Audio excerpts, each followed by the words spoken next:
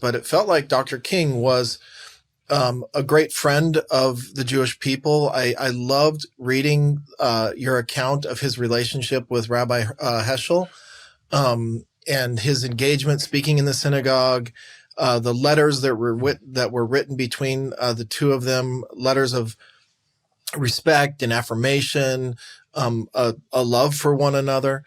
But it does feel like at some point, the movement that Dr. King was so invested in, influential in, was hijacked.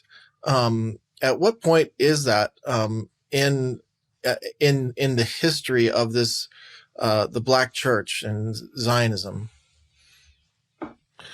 So I don't know if there's any single point. I talk about in the book how there were different things that happened, particularly in the 1970s, right? Different flashpoints, if you will, that would negatively impact the relationship between the Black and Jewish community, although not destroy it, right? But definitely put stressors on it, right? One of those was when Andrew Young, who was then the ambassador to the United Nations, had a unauthorized meeting with the leaders of the PLO that got found out, and there was a big brouhaha. I talk about that in the book. And when it did happen, he retired. He resigned from his position, but a rumor was started that the Jews, quote unquote, fired him, or that got him fired, right? That was one iteration. Another one, when Jesse Jackson traveled to Ramallah to try to bring peace to the Israeli-Palestinian conflict. And he stands there. There's this famous picture of him hugging Yasser Arafat. And Yasser Arafat's got that Cheshire cat smile. Again, it's very clear what's going on. This was all a photo op for him.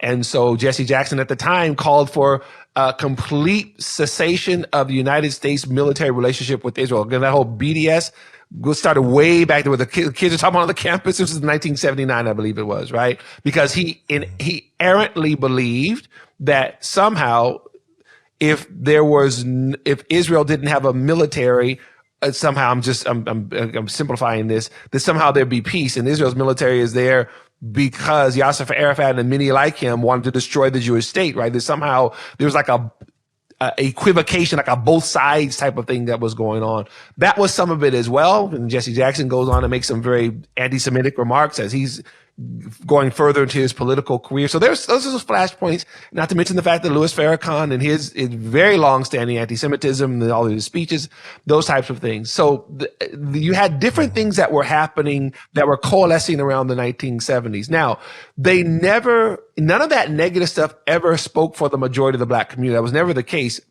Dr. King talked about it in one of his last memoirs about what he saw as an anti-Semitism in portions of the Black community that was based on jealousy. He talked in the book that he wrote called Where Do We Go From Here? Chaos to Community.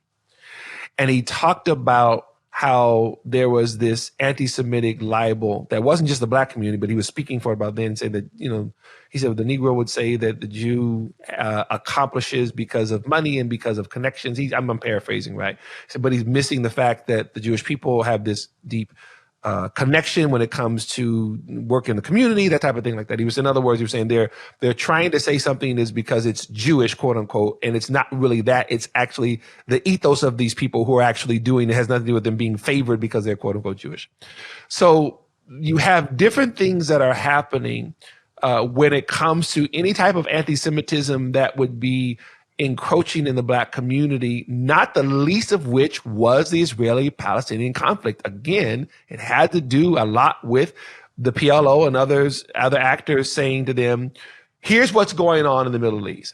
The Israelis are white, the Arabs are brown, and what we have here is another repeating of Jim Crow, of apartheid. And of course, none of what I said is true, right?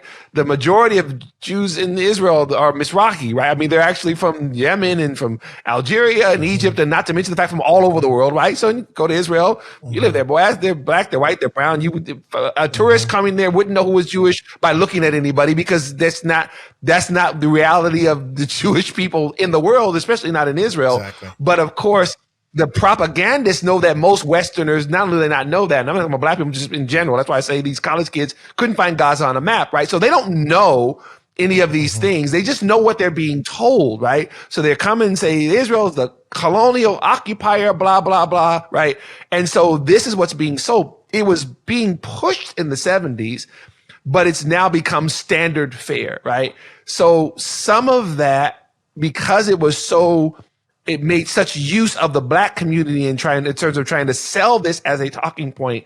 Some of that was actually there. So yes, there are black people like non-black people in the United States who believe that propaganda based on what they've heard, what they see said in Al Jazeera, what they see said on TikTok and that type of thing, right? It's based on that.